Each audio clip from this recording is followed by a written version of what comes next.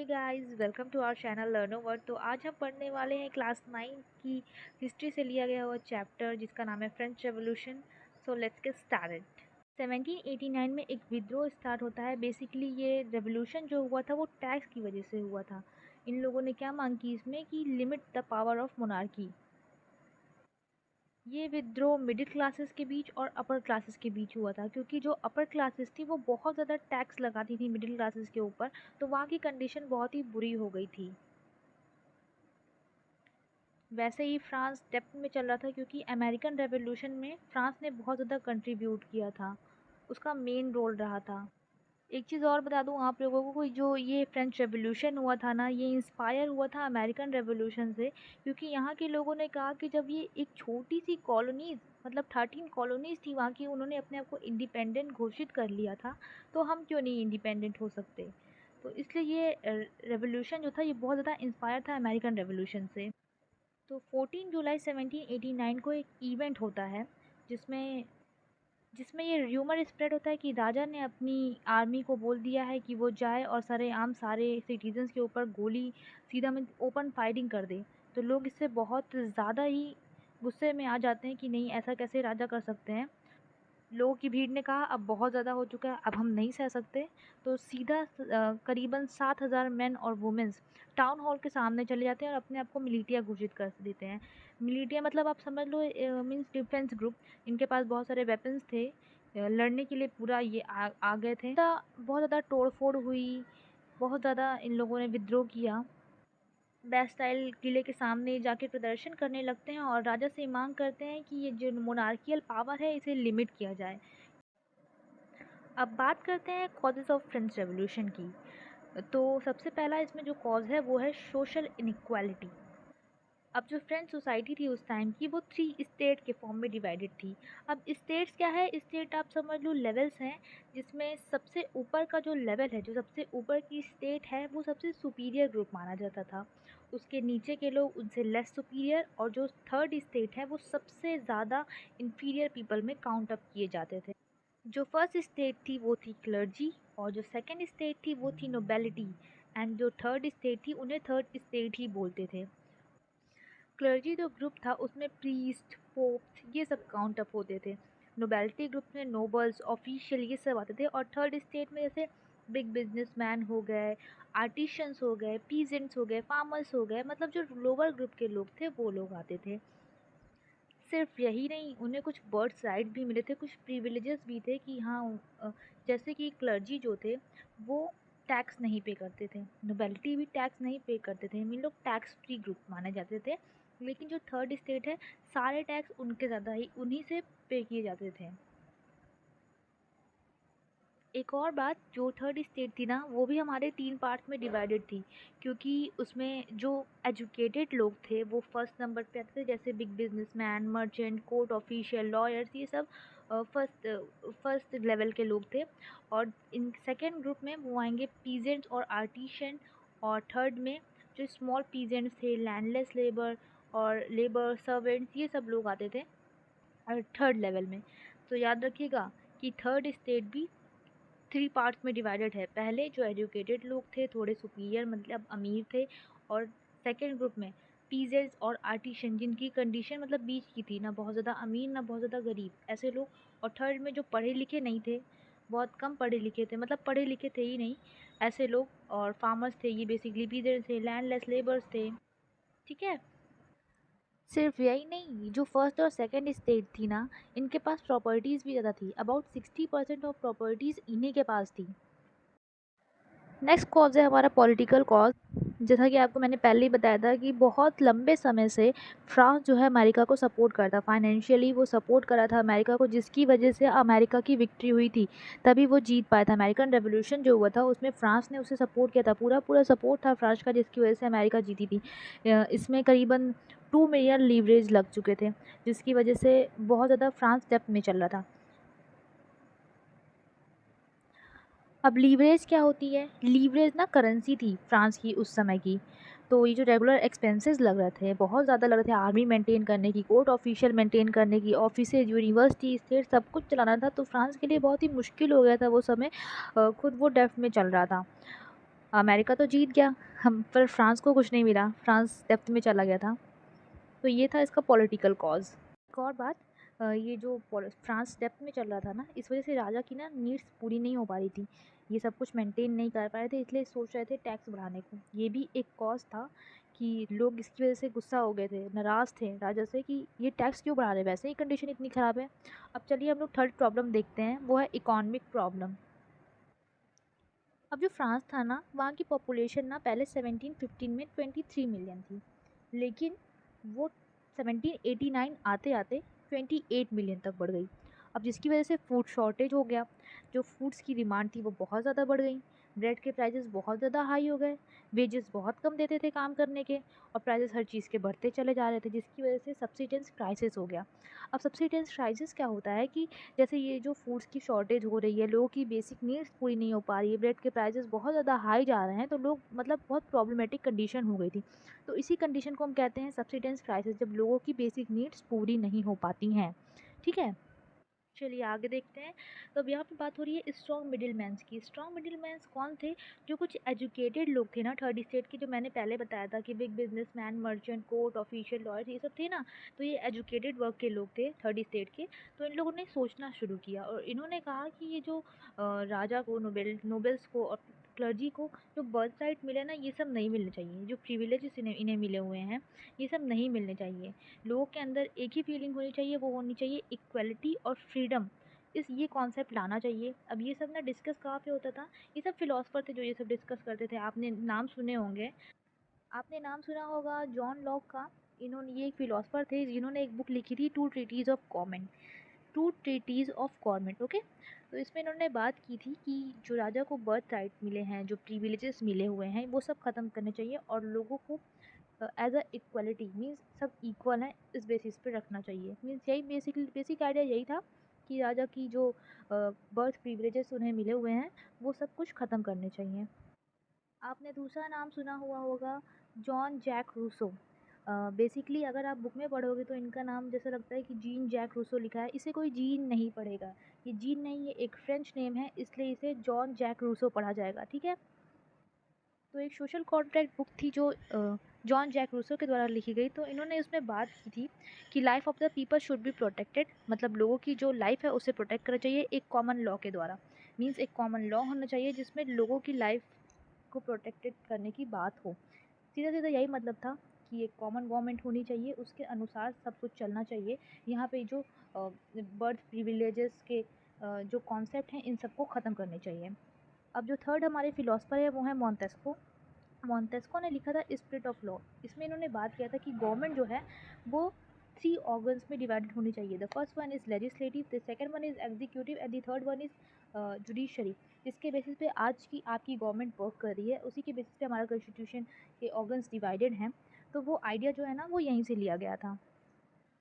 तो ये सब बातें होती थी फिलोसफर द्वारा, जो बातें की जाती थी कि इन सब आइडियाज़ के ऊपर ये सब बातें की जाती थी। कहाँ पे बातें की जाती थी? बेसिकली लोग सैलून्स में, कॉफ़ी शॉप्स में गैदरिंग करके यही सब बातें करते थे। जो उच्च वर्ग, मतलब जो लोग पढ़े लिखे थे, थर्ड स्टेट के पढ़े लिखे लोग। अब थर्ड जो कॉज है वो है इमीडिएट कॉज। तो 5 मई 1789 को लुइस 16 ने असेंबली बुलाई, असेंबली ऑफ जनरल स्टेट बुलाई। बेसिकली ये क्या होता था ना कि जब कोई लॉ पास करना होता था तो ये तीनों स्टेट्स को बुलाते थे और फिर बात करते थे इनके अनुसार कि हाँ ये राइट है कि हम तीनों स्टेट को बुला के हम कोई भी लॉ अगर इम्प्लीमेंट करने जा रहे हैं तो हम इनसे पूछते थे। लेकिन ये सच में इक्वालिटी तो है नहीं, क्योंकि जो हमारी स्टेट डिवाइडेड थी ना, clergy, nobility and third state, तो each state would show up one vote. ठीक है, each state would have one vote. ऐसा नहीं था कि इंडिविजुअल्स के वन वोट थे। जो जैसे फर्स्ट स्टेट है ना, तो अगर इनकी मेजोरिटी में लोगों ने बोल दिया कि हाँ इस लॉ को पास कर दीजिए तो उनका एक वोट माना जाएगा। इसी तरीके से तीनों में। जबकि आप अगर देखोगे तो फर्स्ट और सेकेंड स्टेट के इंक्लूडेड मेंबर दोनों को मिला के 300 मेंबर्स थे, सिर्फ 300। ठीक है, वहाँ के लोग। और अगर हम थर्ड स्टेट की बात करें तो सिर्फ थर्ड स्टेट में ही 600 लोग थे। लेकिन फिर भी जब ये इन्होंने असेंबली को बुलाया तो सिर्फ उसमें किसको इंक्लूड किया गया? उसमें एजुकेटेड थर्ड स्टेट के मेंबर को सिर्फ बुलाया गया। जो वुमेंस थी, स्लेव्स थे, जो लोग कम पढ़े लिखे थे, उन्हें वहीं गेट से ही भगा दिया गया कि नहीं आपका कोई काम नहीं है यहाँ पे, यहाँ पे लॉ बनने जा रहा है। अब सोचो कितनी बुरी बात है ये। ये टर्म इनके लिए इक्वालिटी है। लेकिन फिर भी क्या होता है कि जो थर्ड स्टेट के एजुकेटेड मेंबर्स थे वो लोग प्रोटेस्ट करते हैं इसके अगेंस्ट कि नहीं, हम नहीं। अब ये बात की ओर थी कि उन्होंने असेंबली बुलाई थी टैक्स इंक्रीज़ करने के लिए, क्योंकि फ्रांस डेब्ट में चल रहा था। तो लोगों ने कहा कि नहीं, हम नहीं सुनेंगे, हमें नहीं चाहिए आपका ये सब रूल, हमें चाहिए कि each person should have one vote. हर एक इंसान को आप एक वोट की उपाधि दीजिए, हर एक इंसान के पास हक होना चाहिए कि each individual would show up one vote. मतलब ऐसे करिए कि जैसे फर्स्ट स्टेट में 300 मेंबर हैं, सेकंड फर्स्ट और सेकंड स्टेट में 300 मेंबर हैं और थर्ड स्टेट में 600 मेंबर हैं, तो वो 600 अपने एक एक वोट को शो करें। तो ये तो नेक्स्ट टॉपिक है हमारा outbreak of French revolution. Outbreak मतलब समझ रहे हो? आउटब्रेक मतलब होता है प्रकोप। अब जो लुई 16 ने ये जो प्रपोजल पास किया था टैक्स बढ़ाने के लिए, अब इसके रिस्पॉन्स में कुछ ना कुछ तो जनता की तरफ से जवाब आएगा, तो वही है।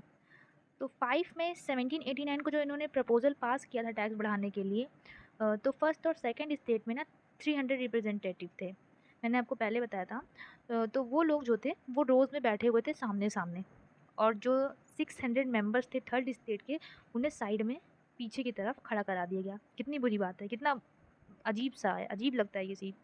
तो थर्ड स्टेट जो थी वो लोग ज़्यादा थे, मतलब नंबर्स में, और सिर्फ ऐसे ही लोगों को थर्ड स्टेट में इंक्लूड किया गया था लॉ पास कराने के लिए। जो लोग एजुकेटेड थे सिर्फ उन्हीं लोग को बुलाया गया था, थोड़े उच्च वर्ग के, थोड़े वेल्दी थे। और जो पीजेंट्स थे, आर्टिशंस थी, वुमेन्स थी, उन्हें भगा दिया गया, एंट्री ही नहीं करने दी गई। अब जो स्टेट जनरल की ये वोटिंग थी, ये कैसे होती थी पहले के समय में, मतलब अभी जो होने वाली थी और पहले के समय में होती वो सेम होती थी। क्या होता था कि जो एक ग्रुप है ना वो एक वोट को शो करेगा। One state had one vote. अब यही फिर से होने वाला था, लेकिन इस बार जो है जो मेंबर्स थे थर्ड स्टेट के, उन्होंने कहा कि नहीं, हम नहीं मानेंगे, हमें ये चीज़ चाहिए ही नहीं। आप ऐसा करिए कि each member would have one vote, कि एक आदमी को एक वोट देने का हक दिया जाए। अब किंग ने मानने से इनकार कर दिया, कि उन्होंने कहा कि नहीं, हम नहीं मानेंगे ये चीज़। अब थर्ड स्टेट के जो मेंबर्स थे वो उठ के चले गए और उन्होंने प्रोटेस्ट करना शुरू कर दिया। अब इस रिजेक्शन के बाद ना जो थर्ड स्टेट के मेंबर्स थे वो प्रोटेस्ट करना शुरू कर देते हैं। अब 20 जून को जो रिप्रेजेंटेटिव थे थर्ड स्टेट के, वो लोग इंडोर टेनिस कोर्ट के सामने खड़े हो जाते हैं। कहाँ पे? वर्सेलीज ग्राउंड में। वर्सेलीज जो था वो पैलेस था, तो वहाँ पे उन लोग अपने आप को नेशनल असेंबली डिक्लेयर कर देते हैं और कहते हैं कि हम फ्रांस के लिए एक कॉन्स्टिट्यूशन ड्रॉ करेंगे जो कि लिमिट करेगा मोनार्की पावर को, हाँ, which would limit the power of monarch. तो जो थर्ड स्टेट थी ना वो किसके द्वारा इस समय चल रही थी? मिराबो। इसका मतलब लीडर कौन था? मिराबो थे, वो एक नोबल्स थे, ठीक है। और यहाँ पे एक और मेंबर थे जिनका नाम था अबेसियस। अबेसियस जो थे वो एक प्रीस्ट थे। ये दोनों इस मूवमेंट के लीडर थे। हालांकि ये लोग प्रीस्ट और नोबल फैमिली से बिलोंग करते थे, फिर भी इन्होंने जनता का सपोर्ट किया। अब तो नेशनल असेंबली तो बिजी हो गई कॉन्स्टिट्यूशन ड्राफ्ट करने में, लेकिन जो बाकी के बचे हुए लोग थे, अब जो फ्रांस था ना वो बहुत ज़्यादा ट्रबल में आ गया, क्योंकि बहुत ज़्यादा ठंड की वजह से बहुत सारे क्रॉप्स डिस्ट्रॉय हो गए, जिसका रिज़ल्ट ये था कि प्राइजेस जो थे कम्युनिटी के वो इंक्रीज़ हो गए, प्राइजेस बढ़ गए हर एक चीज़ के। और बेकर्स जो थे उनको उनको सप्लाई भी कमी हो गई, हर एक चीज़ की सप्लाई की कमी हो गई थी। तो जो वुमेन्स थी वो इतनी देर से लाइनों में खड़ी होकर बेकरी शॉप पे क्राउड्स में, वुमेन्स बहुत ज़्यादा गुस्सा हो गई और उन्होंने क्या किया? हमला कर दिया शॉप के ऊपर। अब उस समय क्या किया, किंग ने ऑर्डर कर दिया अपनी ट्रूप्स को कि वो पेरिस की तरफ जाए, और 14 जुलाई को जो क्राउड थी, मतलब जो लोगों की भीड़ थी, वो बहुत ज़्यादा थक चुकी थी इन सब से, उन्होंने क्या किया? बेस्टाइल के किले को डिस्ट्रॉय कर दिया, ठीक है। अब कंट्री साइड में क्या हुआ? कंट्री साइड समझ रहे हो? मतलब कि गांव के साइड में ये र्यूमर स्प्रेड हुआ, ये अफवाह फैली कि राजा ने अपनी ट्रूप्स को कह दिया है कि जाओ और इनकी क्रॉप्स को जला डालो, इनकी क्रॉप्स को डिस्ट्रॉय कर दो। अब पीजेंट्स बहुत ज़्यादा इस बात से डर गए, तो उन्होंने क्या किया? हर एक डिस्ट्रिक्ट के पीजेंट्स अटैक करने निकल पड़े कैसल की ओर, बहुत सारे नोबल्स की घरों की ओर उन्होंने हमला कर दिया और सब कुछ जला दिया। ऐसे डॉक्यूमेंट्स को जला दिया जिसमें उनके ड्यूज़ के बारे में पता, मतलब लिखा हुआ था, मतलब जो टैक्सेस उन्हें पे करने थे उसके बारे में रिकॉर्ड थे, उन्होंने उसे जला दिए। बहुत सारे नोबल्स जो थे वो अपने घरों को छोड़ के भाग गए, अपने घरों को छोड़ के दूसरी कंट्री में कुछ भाग गए। अब लुई 16 ने क्या किया? फाइनली वो मान गए कि ठीक है, हम एक्सेप्ट कर रहे हैं नेशनल असेंबली को, आज के बाद जो भी कुछ होगा वो कॉन्स्टिट्यूशन के अकॉर्डिंग होगा। तो 4 अगस्त 1789 को फ्रांस ने एक लॉ पास किया जिसमें फ्यूडल सिस्टम को एबॉलिश किया गया, ठीक है, और टैक्स पेइंग सिस्टम को भी एबॉलिश किया गया। अब जो क्लर्जी के मेंबर्स थे ना, उन्हें कहा गया कि आपको जो ये स्पेशल अधिकार्स मिले, प्रिविलेजेस मिले हैं, इन्हें आपको छोड़ना पड़ेगा। और टिथेज, टिस्ट मतलब समझ रहे हो आप? टिथेज ना, ये एक टैक्स था जो कि चर्च के लिए लिया जाता था, और इसमें 1/10 ऑफ एग्रीकल्चर प्रोड्यूस जो होता था वो लेते थे इन लोग, ठीक है। So it's a tax which is levied by the church, it's about 1/10 of the agriculture produce, okay. So यहाँ पे एक और टैक्स था, वो था टेल। टेल जो था वो डायरेक्ट टैक्स होता था जो कि स्टेट को दिया जाता था लोगों द्वारा, ठीक है। इन सब का एबॉलिश कर दिया गया, इन सबको कहा गया कि ये सब खत्म है। टॉपिक है हमारा फ्रांस बिकम कॉन्स्टिट्यूशनल मोनार्की। तो यहाँ पे कॉन्स्टिट्यूशनल मोनार्की का मतलब क्या है कि हाँ, मोनार्कियल पावर तो होगी लेकिन उनकी पावर्स को लिमिट अप कर दिया गया है, वो अंडर कंट्रोल होगी कॉन्स्टिट्यूशन के, सब कुछ शासन तो चलेगा, कॉन्स्टिट्यूशन भी होगा, मोनार्की भी होगी, पर फिर भी यहाँ पे कॉन्स्टिट्यूशन को ज़्यादा प्रायोरिटी दी गई है as compare to monarchy. Monarchy भी अपने लॉज को इम्प्लीमेंट कर सकती है लेकिन अंडर कंट्रोल, मतलब जो चीज़ लोगों को परेशान कर सकती है, जो चीज़ उनके लिए हानिकारक हो सकती है, वो चीज़ यहाँ पे इम्प्लीमेंट नहीं की जाएंगी। फर्स्टली कॉन्स्टिट्यूशन उसको एग्जामिन करेगा कि हाँ ये चीज़ सही है या नहीं, नेशनल असेंबली जो कि इसको लेट करेगी, और फिर उसके बाद लॉ को इम्प्लीमेंट किया जाएगा। यहाँ पे एक चार्ट आपको दिख रहा होगा स्क्रीन में जिसके द्वारा आप समझ सकते हैं कि हाँ कैसे ये रूल चल रहा था। सो लेट्स बिगिन, आगे हम बढ़ते हैं। तो नेशनल असेंबली जो है, उन्होंने कॉन्स्टिट्यूशन पूरी तरीके से ड्राफ्ट कर लिया इन द ईयर ऑफ 1791। उन्होंने किंग्स की पावर को लिमिट कर दिया। अब यहाँ पे ना जो पावर्स थी ना वो सेपरेटेड हो गई, अलग अलग डिपार्टमेंट बन गए, इंस्टीट्यूशन बन गए, और इसमें जो ऑर्गन्स थे गवर्नमेंट के वो डिवाइडेड हो गए लेजिस्लेटिव, एग्जीक्यूटिव और जुडिशरी के फॉर्म में, और फ्रांस को इसने कॉन्स्टिट्यूशनल मोनार्की बना दिया। अब जो ये कॉन्स्टिट्यूशन था 1791 का, इसने पावर्स ना सारी शिफ्ट कर दी थी किसके हाथ में, नेशनल असेंबली के हाथ में। और नेशनल असेंबली को कौन चूज़ करेगा, सिर्फ एक्टिव मेंबर्स। ये एक्टिव सिटीजन वो लोग थे जो 25 ईयर्स की एज से अबव थे और टैक्स पे करते थे, which is exactly equal to the 3 days of labours wage. मतलब किसी मजदूर की 3 दिन की मजदूरी के बराबर का टैक्स जो लोग पे करते थे, सिर्फ उन्हें ही अधिकार मिला था वोट देने का। बाकी औरतें, बच्चे या गरीब वर्ग के लोग जिनके पास इतना पैसा नहीं होता था कि वो टैक्स पे कर सकें, उन्हें इस लिस्ट से बाहर कर दिया गया था। तो अभी भी तो इक्वालिटी नहीं है, अभी भी जो अच्छा हो रहा है सिर्फ वेल्दी पीपल्स के साथ हो रहा है। आगे का टॉपिक है हमारा France abolish monarchy and become a republic. मतलब फ्रांस ने पूरी तरीके से मोनार्की को ख़त्म कर दिया और अपने आप को रिपब्लिक घोषित कर दिया। वैसे तो लुईस 16 ने कॉन्स्टिट्यूशन पे साइन कर दिया था कि हाँ सब कुछ कॉन्स्टिट्यूशन के अकॉर्डिंग होगा, पर फिर भी वो कुछ सीक्रेट मीटिंग्स करते थे, सीक्रेट नेगोशिएशन करते थे, किसके साथ, किंग ऑफ प्रूशिया के साथ, यानी कि वो षड्यंत्र रच रहे थे, मतलब वो प्लानिंग कर रहे थे।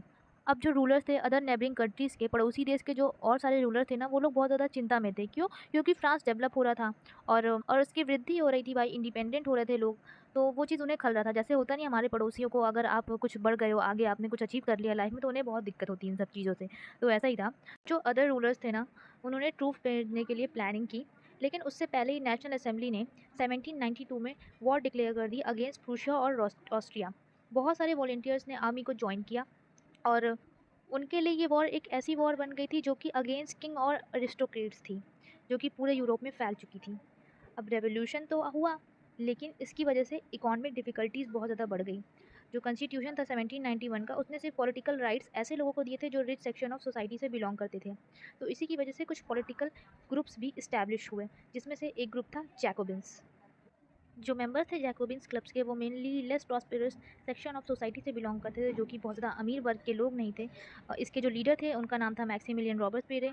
जैकोबिन्स जो थे वो लॉन्ग स्ट्रिप ट्राउज़र पहनते थे, जिन्हें बोला जाता था सैन क्लोटस, जिसकी वजह से इन्हें सैन क्लोटस बोला जाता था। इसकी मीनिंग क्या होती थी, those without knee breaches. Knee breaches क्या होती थी, जो वेल्दियर सेक्शन ऑफ सोसाइटी के लोग होते थे वो नी ब्रीचेस पहनते थे, जो कि आप एज अ शॉर्ट ट्राउज़र कह सकते हो, जिसकी इमेज आपको स्क्रीन पे दिख रही होगी। जैकोबिन्स और नी ब्रीचेस दोनों की आपको स्क्रीन पे इमेज शो हो रही होगी, जिससे आप डिफरेंस जान सकते हो।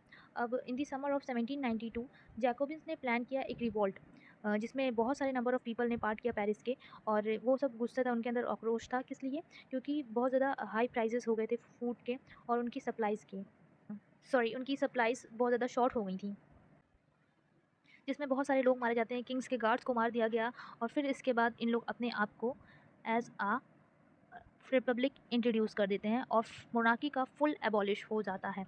अब हर किसी को अधिकार था, वो 21 की उम्र से ज़्यादा हो तो वो वोट कर सकता था, लेकिन अभी भी वुमेन्स को राइट नहीं मिले थे वोटिंग के। यहाँ पे कोई भी हेरिडिटरी मोनार्की नहीं होने वाली थी, यानी राजा का बेटा राजा बनेगा, ऐसा कोई भी सिस्टम इम्प्लीमेंट नहीं होने वाला था। और फिर फाइनली लुई 16 को मार दिया गया। किस चार्ज पे? On the charge of treason. Treason मतलब होता है धोखा देना, जैसे अपनी कंट्री को आपने धोखा दे दिया, इसे आप बोलेंगे ट्रीजन। 21 जनवरी 1793 को उन्हें ही वॉज एग्जीक्यूटेड मतलब उनका सर धड़ से अलग कर दिया जाता है और पब्लिकली सबको दिखाया जाता है कि ये अगर ऐसा करोगे तो ऐसा होगा। तो पहले के ज़माने में ऐसे ही पनिशमेंट दी जाती थी, इंग्लैंड यूरोप वगैरह में ऐसे ही पनिशमेंट दी जाती थी, उनका सबके सामने उन्हें बीहेडेड कर दिया जाता था। कहाँ पे ये किया गया? ये प्लेस डीला कॉनकॉर्ड, यहाँ पे इन्हें मार दिया गया। और जो क्वीन मैरी एंटोने थी, उनके साथ भी ऐसा ही उनकी सेम किस्मत थी। कुछ समय बाद उन्हें भी इस तरीके से मार दिया गया। हाँ, एक और बात कि कोई भी मैरी एंटोनीट नहीं बोलेगा, इनका करेक्ट प्रोनाउंसिएशन है मैरी एंटोनेट। ओके, अब पढ़ते हैं द रेन ऑफ टेरर। तो जो पीरियड था 1793 से 1794 का, इस पीरियड को हम कहते हैं रेन ऑफ टेरर, क्योंकि रॉबर्ट पीरे जो जैकोबिन्स क्लब के लीडर थे ना, वो इनका पीरियड था, ये उनका पीरियड था जिसमें इन्होंने बहुत ही स्ट्रिक्ट पॉलिसी को अपनाया था, बहुत ज़्यादा पनिशमेंट, मतलब कि अगर कोई कुछ भी गलत कर देना तो ये सीधा बहुत बुरी कंडीशन होती थी उस इंसान की। वो क्या करते थे? सबसे पहले वो अरेस्ट करते थे, उन्हें जेल में डालते थे, और फिर वो क्या करते थे, वो सारे लोग जो थे वो उनके लिए एक बहुत बड़े दुश्मन की तरीके से बन जाते थे, चाहे वो उनके खुद के ग्रुप के ही लोग क्यों ना हो, पर फिर भी वो किसी को माफ़ नहीं करते थे। इस लिस्ट में कौन कौन इंक्लूडेड थे? एक्स नोबल्स, क्लर्जी, ये सब लोग जो थे वो इस लिस्ट में इंक्लूडेड थे, वो उनके लिए एनिमीज़ थे। और जो इनका मेरिट था वो बहुत ज़्यादा स्ट्रिक्ट था। ये अगर किसी मेंबर को पा जाते थे कि उन्होंने इन्हें धोखा दिया, उसने इन्हें बिट्रे किया है, तो वो उसे ग्लोटिन कर देते थे। ग्लोटिन क्या होता था? बेसिकली ये एक इंस्ट्रूमेंट था जिससे लोगों की हत्या की जाती थी बीहेडेड करने के लिए। और इसे बनाया किसने था? इसे बनाया था डॉक्टर ग्लोटिन ने, जिसे कुछ समय बाद खुद उसी के इंस्ट्रूमेंट से मरवा दिया जाता है। जो भी कोई कुछ गलत करता था उसे ग्लोटिन से मरवा दिया जाता था, और उसके सर को प्रदर्शन करके सबके सामने दिखाया जाता था कि हाँ, अगर ऐसा करोगे तो ऐसा होगा। यही वहाँ की सज़ा की नीति थी। अब जो रॉबर्ट पेरी की गवर्नमेंट थी ना, वो इतना इक्वालिटी पे विश्वास रखती थी कि उन्होंने क्या कर दिया था कि सबकी वेजेस और प्राइजेस तो फिक्स कर दिए थे, इशू कर दिए थे, लेकिन उन्होंने क्या किया था कि जो मीट और ब्रेड के प्राइजेस थे वो फिक्स थे, और सेम अमाउंट ऑफ जो मीट और ब्रेड है वो सबके द्वारा खाया जाएगा। मतलब इनका कहना था कि सादे भोजन को करो, और इक्वालिटी इसमें है। ये कहते थे कि सब इक्वल हैं, सादे भोजन को अपनाएं, सादा खान पान रखें अपना, और यहाँ तक कि अगर आप स्पीच दे रहे हो, स्पीचेस में भी आप सर और मैडम का यूज़ नहीं कर सकते थे। अगर आप स्पीच दे रहे हो तो आप सबको एक ही नाम से पुकारोगे, वो है सिटीज़न। चर्चेस को बंद कर दिया गया और उनकी जगह कुछ बैरिकेड्स और ऑफिस बना दिए गए। लोग बहुत ज़्यादा परेशान हो गए थे इनकी पॉलिसीज़ से, और फाइनली 1794 में इन्हें अरेस्ट किया गया, और उसी के नेक्स्ट डे इन्हें भी गुलोटिन कर दिया गया, मतलब इन्हें भी उसी इंस्ट्रूमेंट से मरवा दिया गया। Women's revolution. आप शुरू से देख रहे होंगे कि वुमेंस का एक एक्टिव पार्टिसिपेशन रहा है हर एक इवेंट में। उन्होंने इक्वली कंट्रीब्यूट किया एज लाइक मैन, जो कि बहुत सारे चेंजेस लाए फ्रेंच सोसाइटी में। बहुत सारी वुमेंस थी थर्ड स्टेट की, जिन्हें काम करना पड़ा था अपनी लिविंग के लिए, अपनी लाइवलीहुड को चलाने के लिए, फैमिली की रिक्वायरमेंट को पूरा करने के लिए।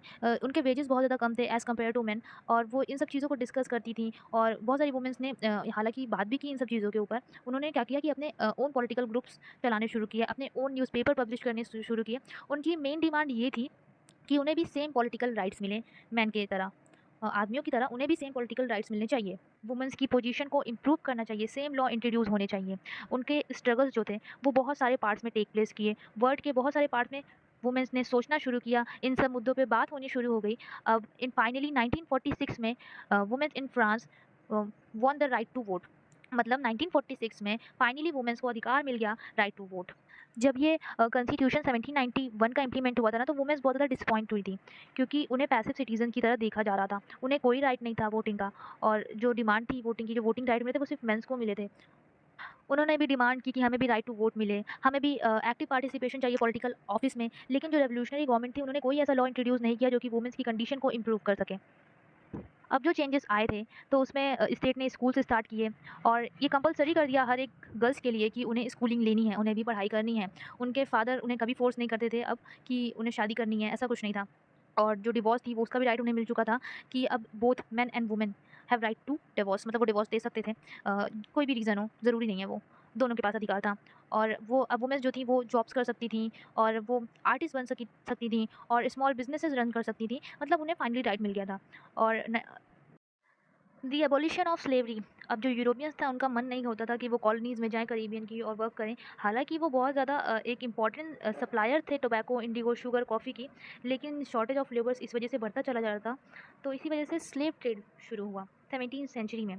जो फ्रेंच मर्चेंट थे ना, वो सेल करते थे कहाँ से? अफ्रीकन पोर्ट से। आप सोच सकते हो, आज भी कहते हैं कि अफ्रीका का देश बहुत ही गरीब है, तो इन्हीं सब की वजह से शुरू से ही उनका शोषण होता आया है हमारी तरीके से। तो अफ्रीकन कोस्ट से उन्हें लाया जाता था और उन्हें लोकल चीफ्टेंस को बेच दिया जाता था। जो खरीदार होते, ज़मींदार होते थे, उन्हें उन्हें बेच दिया जाता था और उनकी ब्रांडिंग भी की जाती थी और उन्हें टाइटली पैक किया जाता था शिप्स पे 3 मंथ की लॉन्ग जर्नी पे, कहाँ से? अटलांटिक से कैरिबियन तक, और उनसे कम काम करवाया जाता था। इन्हें प्लांटेशन ओनर्स को बेच दिया जाता था। जो एक्सप्लॉयटेशन था स्लेव लेबर का, वो बहुत ज़्यादा मतलब हेल्पफुल था growing demands of to fulfil the needs of economic market. मतलब जो ये स्लेव ट्रेड था ना, ये बहुत ज़्यादा हेल्पफुल था। किसके लिए? कि यूरोपियंस की जो मार्केट की डिमांड थी ना, वो फुलफिल हो रही थी इनकी वजह से, क्योंकि यही स्लेव्स इन सब जगहों पे काम करते थे और डिमांड्स को फुलफिल करते थे। वैसे तो नेशनल असेंबली में बहुत सारी डिबेट्स की कि इक्वल राइट देने चाहिए मैन को, फ्रेंच सोसाइटी को इक्वल, सभी को मतलब इक्वलिटी होनी चाहिए कॉलोनीज़ में, लेकिन इन्होंने एक भी ऐसे लॉ नहीं पास किए जिसमें स्लेव्स के ऊपर बात होती हो। या फिर ऐसा क्यों किया? क्योंकि जो बड़े बिजनेसमैन होते थे ना, उनकी इनकम जो थी वो इन्हीं स्लेव ट्रेड से आती थी। अब वैसे तो जब रॉबर्ट पीरे का टाइम था, जब जैकोबिन्स ग्रुप था, तो उन्होंने स्लेवरी को अबॉलिश कर दिया था, पर फिर भी उसके 10 साल बाद जब नेपोलियन आया तो उसने स्लेवरी को फिर से रीइंट्रोड्यूस कर दिया और अब स्लेवरी जो है फाइनली एबॉलिश होती है 1848 में। और हाँ, इसमें बहुत सारी वुमेंस ने भी टेक पार्ट किया था। उन्होंने हेल्प की थी स्लेव्स की कि नहीं, ये सब बंद होना चाहिए। आप यहाँ पे आपको एक फ़ोटो दिख रही होगी स्क्रीन पे, आप इसमें देख रहे होगे कि वुमेंस जो हैं वो कपड़े दे रही हैं स्लेव्स को और रोक रही हैं कि ये सब कुछ ख़त्म हो। जो भी आपको डेमोक्रेटिक्स राइट्स जो आपको अभी प्रेजेंट समय में मिले हैं, वो सब कुछ फ्रेंच रेवोल्यूशन से ही प्रेरित होकर लिए गए हैं। जिनमें से कुछ राइट हैं ये: right to equality before law, freedom of speech and expression, right against exploitation, right to justice. ये सारे राइट्स फ्रेंच रेवोल्यूशन से ही इनहेरिटेड किए गए हैं। अब पढ़ते हैं legacy of the French revolution. जो ये आइडिया था लिबर्टी का, डेमोक्रेटिक राइट्स का, ये बहुत ज़्यादा एक अच्छी सोच थी फ्रेंच रेवोल्यूशन की, जो पूरे फ्रांस में स्प्रेड हुई और रेस्ट ऑफ यूरोप में भी स्प्रेड हुई 19th सेंचुरी में। अब ये फ्यूडल सिस्टम जो था उसे एबॉलिश किया गया और आइडियाज़ जो है अडॉप्ट किए गए इंडियन रेवोल्यूशनरी स्ट्रगल्स में भी। जिनमें से कुछ राइट हैं ये: right to equality before law, freedom of speech and expression, right against exploitation, right to justice. ये सारे राइट्स फ्रेंच रेवोल्यूशन से ही इनहेरिटेड किए गए हैं। अब पढ़ते हैं legacy of the French revolution. जो ये आइडिया था लिबर्टी का, डेमोक्रेटिक राइट्स का, ये बहुत ज़्यादा एक अच्छी सोच थी फ्रेंच रेवोल्यूशन की, जो पूरे फ्रांस में स्प्रेड हुई और रेस्ट ऑफ यूरोप में भी स्प्रेड हुई 19th सेंचुरी में। अब ये फ्यूडल सिस्टम जो था उसे एबॉलिश किया गया और आइडियाज़ जो है अडॉप्ट किए गए इंडियन रेवोल्यूशनरी स्ट्रगल्स में भी, जैसे टीपू सुल्तान और राजा राम मोहन रॉय ने भी अडॉप्ट किया था। Thanks for watching. अगर आपको हमारा ये वीडियो पसंद आया हो तो प्लीज़ लाइक, शेयर और सब्सक्राइब आवर चैनल। मिलते हैं नेक्स्ट वीडियो में, तब तक के लिए थैंक यू सो मच।